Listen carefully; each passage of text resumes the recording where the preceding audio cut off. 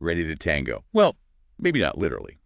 But today we're diving into AI and how we can find our footing in a world where technology is changing faster than we can adapt. Yeah, and we're looking at it through the lens of Carlos Goga, who's not just an AI whiz, but someone who's really asking, how can we use all this to actually become better humans? We're talking excerpts from his book, Dancing Our Way to Human AI Consciousness, which I have to say is a great title. And we've even got a sneak peek at his newest manuscript, so listeners, get ready. Because Goga argues that our old ways of thinking about, well, being human just aren't going to cut it in this AI-driven world. He's challenging us to really rethink things like our purpose, our values, even our own identities. That's a lot. But he's not just analyzing tech. Oh, absolutely not. He's proposing a whole new way to exist in this world that's becoming increasingly intertwined with AI. And the way he does it is, well, it's kind of unexpected. It's the dance floor. Okay, I'll admit, when I first heard Dancing with AI, I pictured like a robot waltz or something. But the more I read, the more I'm like, okay, this is actually brilliant. Right. So what does he mean by this whole dance floor thing? Imagine a space where every interaction we have with technology, every choice we make, it's like taking a step in this big ongoing dance. Okay, I'm with you so far. But here's the key. It's not about being swept along by the music. It's about being aware of our steps, our posture, even our dance partner. And the dance partner is AI. We're not talking about sentient robot partners, are we? Not yet, at least. But you've hit on something important. Goga sees AI as a partner, not just a tool. We're meant to work with it, not just be controlled by it. So it's like we've been stumbling around in the dark, and he suddenly flipped on the lights saying, hey, everyone, there's a whole choreography here, and you're all part of it, whether you realize it or not. Exactly. And to help us learn the steps, he breaks it down into 5 key parts. The first is the dance floor itself, which represents our constantly changing understanding of the world. Then there's you, the dancer. Which is all of us, right? Everyone listening, everyone interacting with technology. Every single one. Then there's your attitude, how you choose to show up on that dance floor. And then, of course, there are the individual steps you take. Each decision we make about how we use AI, how much we let it into our lives. Precisely. And finally, Goga talks about the tango with AI, which is this kind of ultimate partnership. And that's something we're going to unpack a bit more later Okay, on. there's a lot to unpack here. Yeah. So the dance floor being our worldview, that makes sense. AI isn't just some separate thing anymore. It's weaving its way into everything. But what does he mean by the dancer? You said it's all of us, but what does that actually look like? It means we're not just passive users along for the ride. Goga's saying we're active participants, shaping how AI integrates into our world. Think about it. You choose which apps you use, how much you rely on these AI tools, even how you react emotionally to the latest AI news. We're not just puppets on strings here. We get to choose how we dance, which I guess brings us to attitude.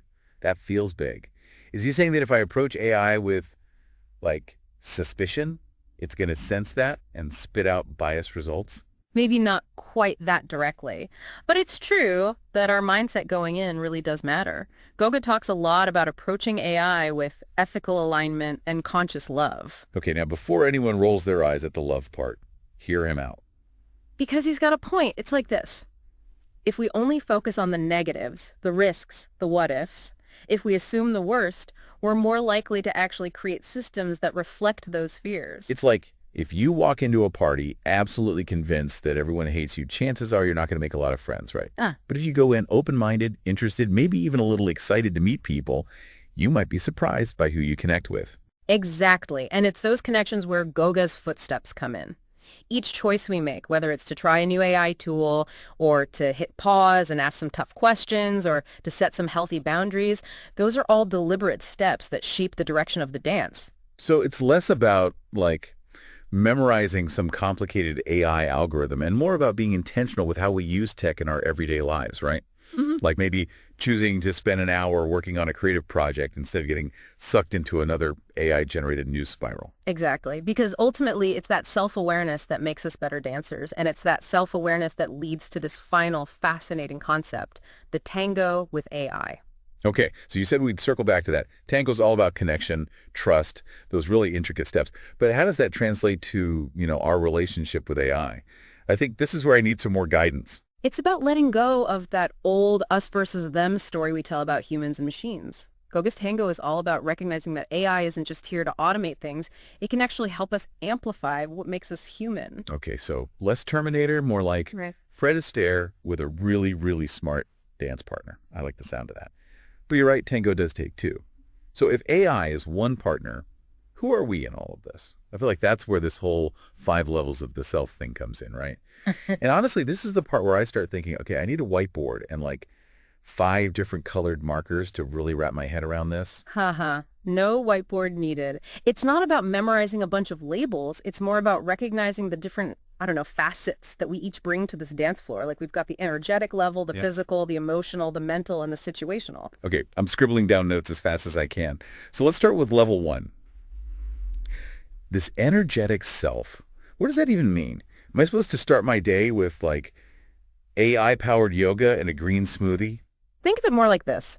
Have you ever noticed how some days you're drawn to certain apps more than others? Like maybe you wake up feeling super ambitious and you're all about that language learning app, ready to take on the world, right? Right, but Then other days you're stressed out, you just want to zone out, and you end up falling down some rabbit hole of social media, and who even knows how you got there? That, my friend, is your energetic self at play. So it's not some mystical energy field. It's more about how our mood, our focus, even our anxiety levels impact how we interact with technology. Exactly, and it matters because, let's face it, AI thrives on our attention.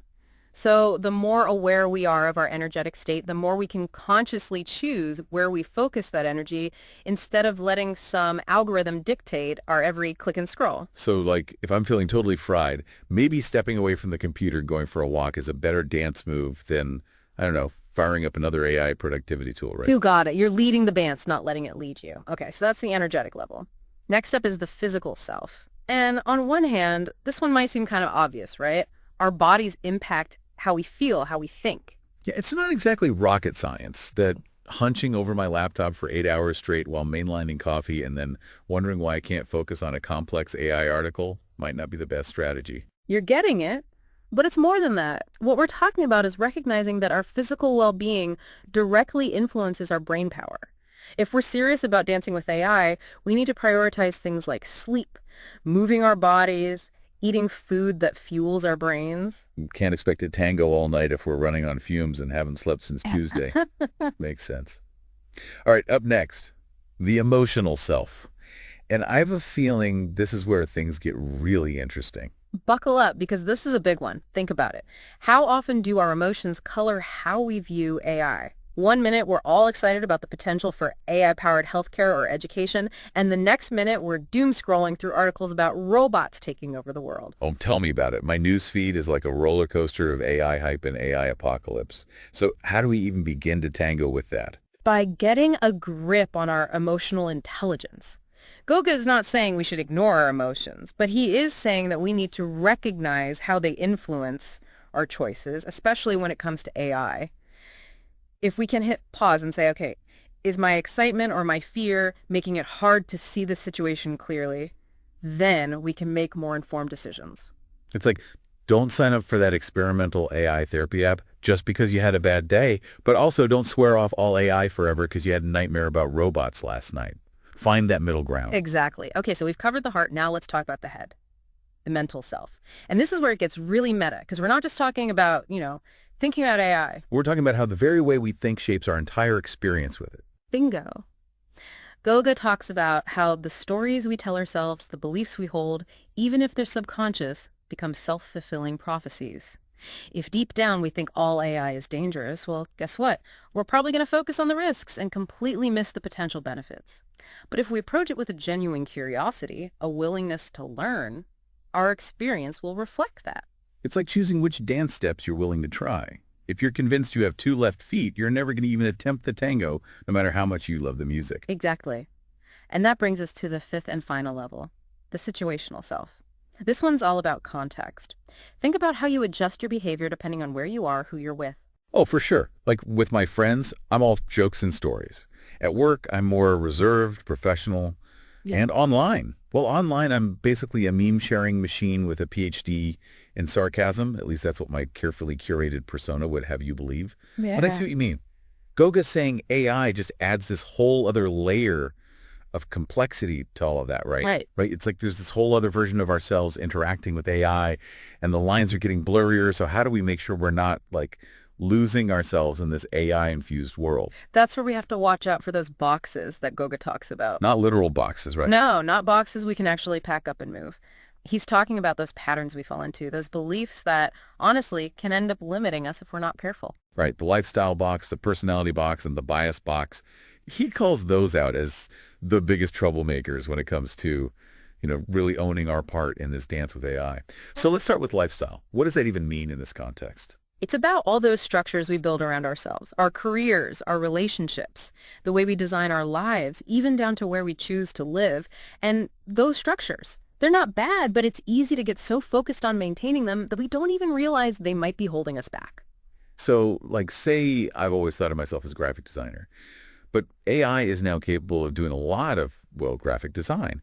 Does that mean I'm stuck in a creative career box if I don't switch gears completely? It's not about throwing away who you are. It's more about taking a step back and saying, okay, does this still fit? Does this structure still work for me? Or is it time to, renovate a little? And maybe, just maybe, AI can actually help you explore those new creative avenues, become a partner in that process rather than something to be afraid of. Okay, so it's less about trying to squeeze ourselves into these old boxes and more about getting creative with the blueprints, right? Yeah. Maybe even co-designing some new boxes with AI's help. I like that. Exactly. And that leads us right into this idea of the personality box. I think we all have those labels we use for ourselves. I'm an introvert, I'm a planner, I'm definitely not a tech person. And again, those labels can be useful starting points. Right. I get it. I'm a total introvert, at least offline, so I totally relate to clinging to those labels. And that's okay. But Goga's point is that we are not static. We can evolve. We can surprise ourselves. But if we're stuck in that box telling ourselves, I'm just not wired for this whole AI thing, well, we might miss out on amazing opportunities to connect with these technologies in ways that feel totally authentic and exciting. It's like assuming you can never dance the tango because you tripped over your own feet in middle school gym class. Maybe there's a whole other rhythm inside you just waiting to be discovered. Now you're getting it. We have to be willing to question those limitations we put on ourselves, especially as AI starts to, rewrite the rules of what's possible. Okay, last box to unpack. Bias. And this one feels huge, especially with all the conversations happening right now about how AI can perpetuate existing biases and prejudices. Couldn't agree more. Look, we all have biases. It's part of being human. But it gets dangerous when we're not aware of them, when we're not actively questioning them. So like that thing where you're more likely to believe information that confirms what you already think, even if it's not true. Exactly, confirmation bias. Or what about this? You hear a news story about AI, and suddenly it feels like that one story is representative of all AI. That's called the availability heuristic. We tend to overestimate the importance of information that's readily available to us, which in our world of 24/7 news and social media can really distort our perception of things. So if I'm constantly bombarded with articles about, say, AI taking over the world, I'm more likely to see it as a threat, even if, statistically speaking, the reality is way more complex. Exactly. And that's where critical thinking comes in. We have to be willing to question those assumptions, look for different perspectives, even if it means stepping outside our comfort zones. And it's not just about being aware of our own biases. We also have to acknowledge that AI itself can be biased, which then influences the information we see, the choices we make. It's a bit of a tangled web. This has been such an insightful conversation, but if I'm being completely honest, I'm also feeling a little overwhelmed. Goga paints such a vivid, complex picture of this whole dance with AI. But where do we even begin? How do we actually do this in a way that feels, manageable? He says it all starts with awareness. When we understand those 5 levels of self, when we can start to identify the boxes that might be holding us back, and when we make the conscious choice to approach AI with curiosity rather than fear, we're already on our way. So it's less about becoming an AI expert and more about becoming an expert in being human. That's a great way to put it. It's a journey of self-discovery. And I get it, that can feel daunting, but it's also incredibly exciting. Because the more aware we become of our own steps, our own unique rhythm, the more we realize we actually have the power to shape this dance. And hey, maybe we'll even teach AI a few new moves along the way. Well, listeners, Goga leaves us with a pretty big question to ponder. If our brains are constantly making predictions, are we truly free to choose our own steps in this dance, or are we all just playing out pre-programmed routines? What do you think? That's a question that honestly might be too big to answer, at least in one podcast episode. It makes you think about free will, consciousness. It goes way beyond AI, really. Definitely something to mull over. Well, on that note, I think it's time to wrap up our deep dive. A huge thank you to our expert for guiding us through these fascinating, sometimes mind-bending ideas. And to our listeners, if you're feeling inspired to learn more about Carlos Gorga and his work, you can find links on our website. Until next time, happy dancing, everyone.